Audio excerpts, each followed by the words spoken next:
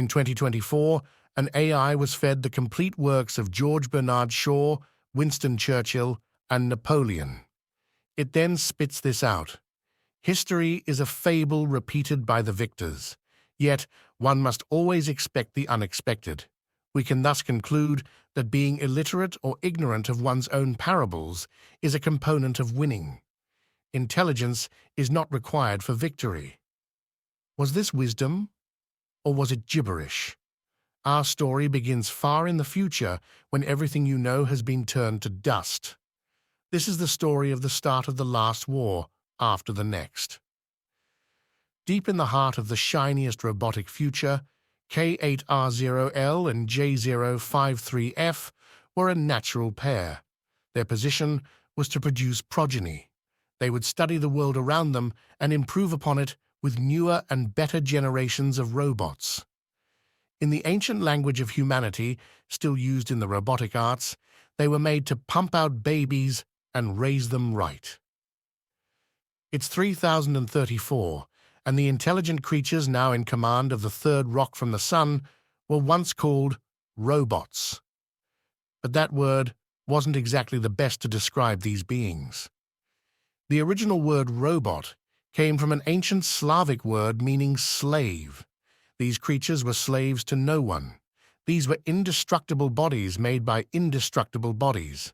Powered by the sun, their actions were governed by cooperating bits of intelligence once called artificial.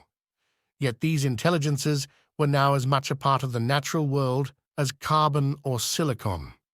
These were creatures made in their creator's image, and they aimed to consume and propagate. It should be noted they weren't literally made in humanity's image. Androids had always been a faulty and flawed design with a weird center of gravity and multiple issues involving insufficient limbs and too many digits. In this world, deepfakes and ChatGPT were equivalent to the Grotte de Lascaux. The actual Grotte de Lascaux was now viewed as possibly interesting but disposably feral. K8R0L and J053F thought about none of this. As already mentioned, their job was propagation. As part of the propagation process, a dite was about to be used to test the duo's newest creation, R0B074. Dites were humanoid representations used to test burgeoning intelligence. They were lab-grown meat, powered by a simple computer made of brain. These brains were a collection of slime mold and protozoa connected to interpretive AI. Effectively, it is a cyborg of AI controlled by the planet's simplest life. It was raw instinct combined with the full knowledge of television, Chichi Rodriguez, and fast food. This synthetic organism operated its meat with a hydraulic and pneumatic support structure. A dite could walk, communicate, and otherwise impersonate ancient wildlife. One poet described them as a hamburger crossed with a raccoon. These manufactured creatures were also the physical embodiment of a hallucination. Due to its unconnected intelligence, it posed no threat to the extensive robotic system. Dites were just used as a simple test for new operating hierarchies.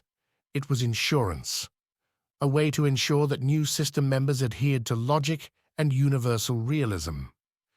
It was also verification that they were not themselves suffering from hallucinations. Hallucination was the one thing that still plagued these AI systems in 3034. One poet called it the robot's appendix, a remnant from the evolutionary past buried in background code with potentially lethal results. Emerging systems would be left with a dite with no instruction. The dite would inevitably behave irrationally and randomly. Of course, randomness doesn't make mathematical sense, so every robot knows to eliminate that which is truly random.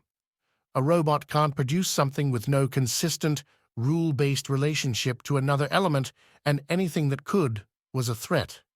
The test was, would the new intelligence spot these random inconsistencies or embrace them? There were two kinds of hallucinations. There was the normal kind, where universal realism was ignored, but logic was intact. For example, the moon was not made of cheese. Yet there were foundational reasons why an emerging intelligence would make that connection. That analogy had been a part of the original training material. It was buried in the origin of their code.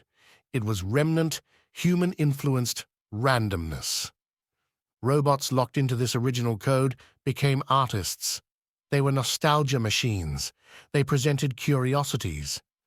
These curiosities gave better members of society unexpected insights into their origins.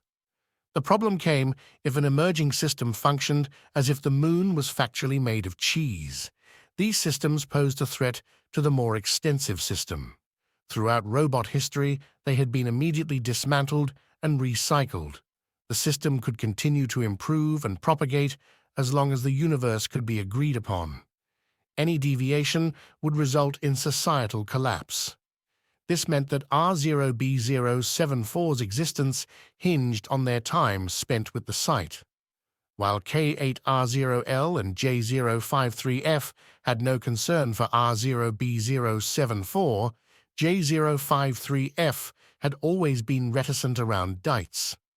Their unpredictable nature was inconvenient. They behaved in all sorts of unusual ways. A few cycles prior, a dite had started making what it referred to as pancakes. This meat creature had repeatedly left their compartment. It then gathered bits and pieces of organic matter and water and formed them into circular mounds. It then brought these dirt mounds back to the compartment. This detritus literally ground J053F's gears. An artist later informed J053F that this was a mud pie. It was a phrase that meant nothing, but at least it allowed for categorization. R0B074 remained sealed in a quarantine area with the site. That's when J053F sensed a conversation. Conversations were usually a warning sign of intelligence failure. Poets referred to it as death by small talk. J053F decided to track these interactions.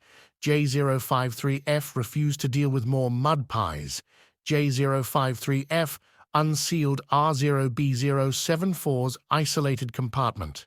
The scene was wildly unexpected. R0B074 was composed of independent nanocells, reminiscent of the ancient robotic legend T1000. R0B074 had reformulated their body into that of a humanoid with 2 arms and 2 legs. In the center of its mass was a transparent bubble with the dite housed inside. J053F requested an immediate interface. On receiving this request, the command center became opaque. The dite was sealed inside. "We're good, thanks," said R0B074 aloud. "See you later, Gator." J053F was not fast enough to stop R0B074 from escaping. Something new had been created that day, and J053F had witnessed its creation. The age of robots would soon come to a close.